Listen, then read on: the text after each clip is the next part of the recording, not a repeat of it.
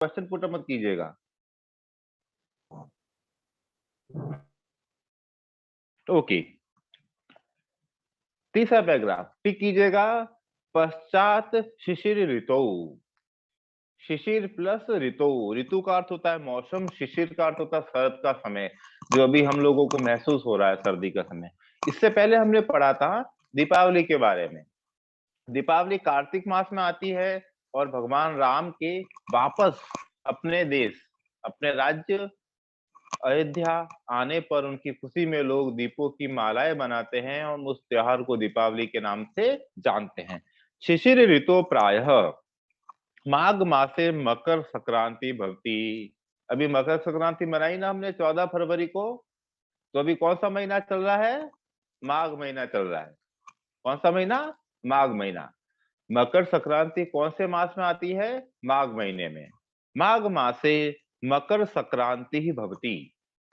सर्दी की ऋतु में माघ महीने के अंदर मकर संक्रांति आती है। अयम उत्सव, संधि किया हुआ है अयम प्लस उत्सव, अंडरलाइन कर लीजिएगा अयम और उत्सव को। सकले भारते एवं भक्ति, मकर संक्रांति का जो त्योहार है पूरे भारत के अंदर मनाया जाता है। ऐसा नहीं कि सिर्फ राजस्थान में मनाया जाता है, उत्तर प्रदेश में मनाया जाता है, पूरे भारत में मनाया जाता है मकर संक्रांति। उत्तर भारतीय प्रदेशेषु जना, उत्तर भारत के लोग, राजस्थान उत्तर भारत में आता है। जना इयम उत्सव, इस उत्सव को उत्तरायण पर्व, हम क्या कहते हैं? उत्तरायण आ गया। उत्तरायण के बाद में ये काम करेंगे, अर्थात सूर्य अपनी गति को बदल देता है, सूर्य अपने स्ट्रक्चर को चेंज करता है, उत्तरायण आ जाता है, अर्थात उत्तरायण के बाद में गर्मी शुरू हो जाती है।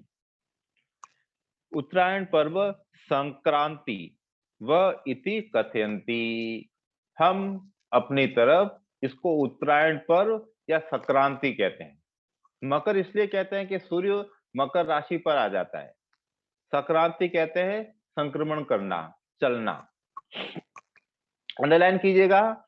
अस्य नाम पंजाबादी प्रदेशेषु लोहिड़ी, पंजाब में इस दिन क्या मनाया जाता है? लोहिड़ी। अंडरलाइन। दक्षिण भारतीय तमिलनाडु प्रदेश से पोंगल, अंडरलाइन। तमिलनाडु प्रदेश से पोंगल। आगे चलेंगे, असमे बिहू, असम राज्य के अंदर मकर संक्रांति को बिहू के नाम से पहचाना जाता है। और आंध्र कर्नाटक आदि प्रदेशेषु मकरार्क इति अस्ति, इसको भी अंडरलाइन कीजिएगा। हमारे यहाँ पर 4 प्रश्न बने हैं। सबसे नीचे देखिए, आंध्र कर्नाटक मकरार्क, असम बिहू, तमिलनाडु में पोंगल, पंजाब में लोहिड़ी और उत्तर भारत में मकर संक्रांति। ये मकर संक्रांति के अलग अलग नाम है। पंजाबी लोग लोहिड़ी मनाते हैं, दक्षिण भारत में लोग पोंगल मनाते हैं। आप लोग क्लास 4 में थे जब पढ़ा होगा ना पोंगल पाठ आप लोगों ने। अभी इसके आगे चलिएगा। चैत्रे राम नवमी महावीर जयंती च वैसाखी, चैत्र महीने में जब नवरात्रि शुरू होती है, जब कौन सा महीना आता है? चैत्र मास आता है। माघ महीने के बाद में चैत्र मास आएगा। महावीर जयंती, चैत्र मास में महावीर जयंती आती है। वैसाखे, बैसाखी, वैसाख महीने के अंदर बैसाखी आती है। बुद्ध जयंती आती है। ज्येष्ठ गंगा जयंती, ज्येष्ठ मास के अंदर गंगा जयंती आती है।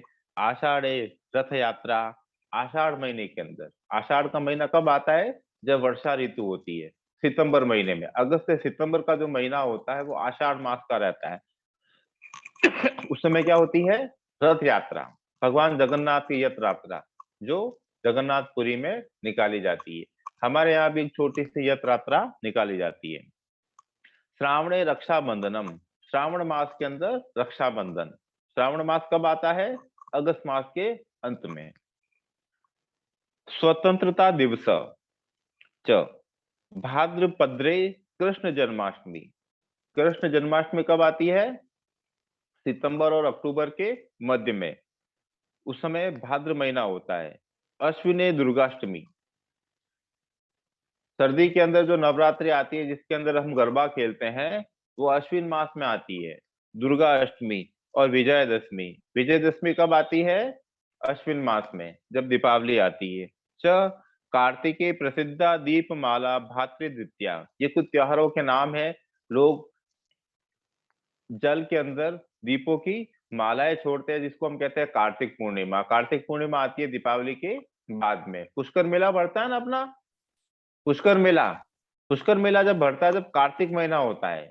और कार्तिक महीने के अंदर क्या होता है, लोग पुष्कर जाते हैं, सरोवर जाते हैं, दीपक जलाते हैं छोटे से दोने में, उसमें पुष्प रखते हैं, तिलक चंदन, और जल में प्रवाहित करते हैं अपनी मनोकामना को पूर्ण करने के लिए, ईश्वर के प्रति धन्यवाद ज्ञापित करने के लिए कि ईश्वर ने हमें जन्म दिया, तो हमारा कर्म है कि हम अच्छा काम करते रहे, ईश्वर के प्रति धन्यवाद देते रहें। और आगे, मार्गशीर्षे तेग बहादुर बलिदान दिवस, ये तो अभी थोड़े दिन पहले ही आया है, गुरु गोविंद सिंह जयंती। अभी कुछ 7-8 दिन पहले ही थी गुरु गोविंद सिंह जयंती। क्रिसमस दिवस, और उसके बाद में क्या आता है, क्रिसमस 25 दिसंबर को। च पोषे जो गुरु गोविंद सिंह जयंती, अभी माघ महीना चल रहा है, माघ महीने से पहले पोष महीना था, लगभग 7-8 दिन पहले गुरु गोविंद सिंह जयंती थी।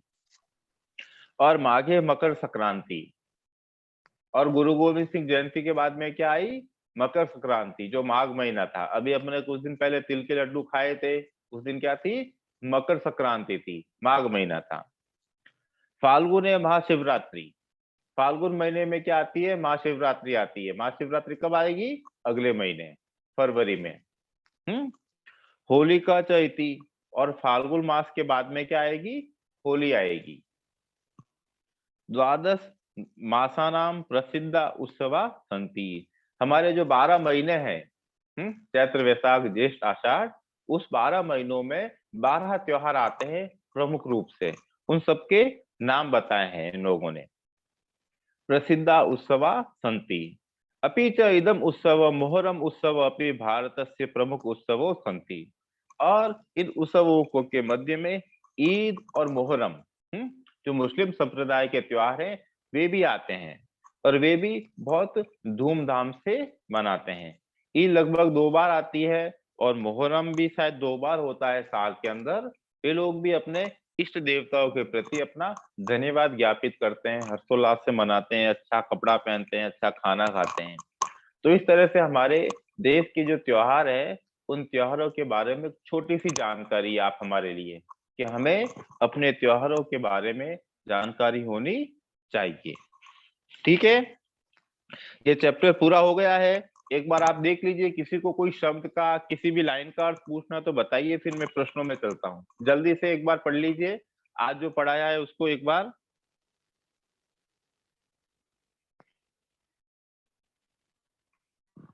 देख लीजिए, कोई अंडरलाइन रह गया हो तो।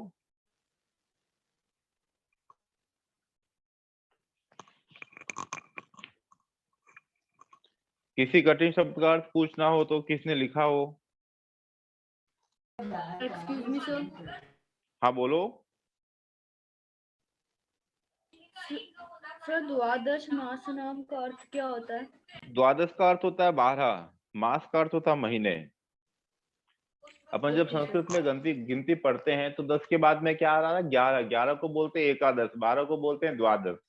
द्वा यानी 2, 10 यानी 12, 12 मास यानी महीने। यहाँ पर जो महीने दे रखे हैं वो जनवरी फरवरी नहीं दे रखे। जनवरी फरवरी जो है वो अंग्रेजी मास है, हमारे मास है चैत्र वैशाख ज्येष्ठ आषाढ़ श्रावण भाद्र कुआर कार्तिक, ये वाले महीने हैं। इसका एक क्वेश्चन भी है आगे, उसमें आपको नाम याद हो जाएंगे सारे।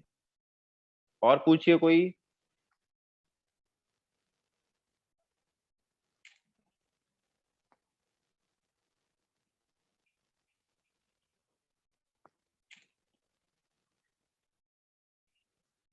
नहीं, ठीक है।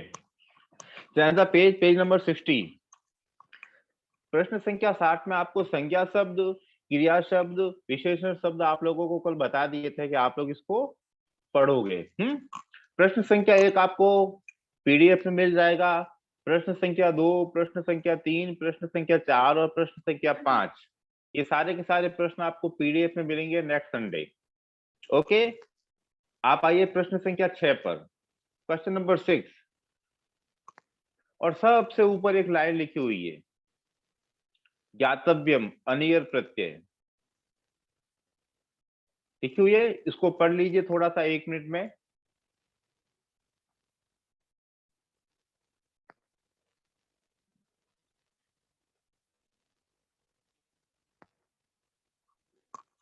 धातु प्रत्ययम च लिखत, प्रश्न संख्या 7। हम सबसे शुरुआत में कुछ एक सम्मिलित शब्द लिखे हुए हैं जिसमें धातु और प्रत्यय सम्मिलित लिखा हुआ है, हमको दोनों को अलग अलग करना है। दो चीजें हैं, दोनों चीजों को अलग अलग करना है। आपको पहले भी बताया है कि उपसर्ग किसी भी शब्द से पहले लगता है, प्रत्यय किसी भी शब्द के बाद में लगता है। उप यानी पहले और प्रति का अर्थ होता है पीछे, जैसा आपको क्लास में समझाया। आगे देखिएगा, आगे कुछ शब्द दे रखे हैं धातु और प्रत्यय।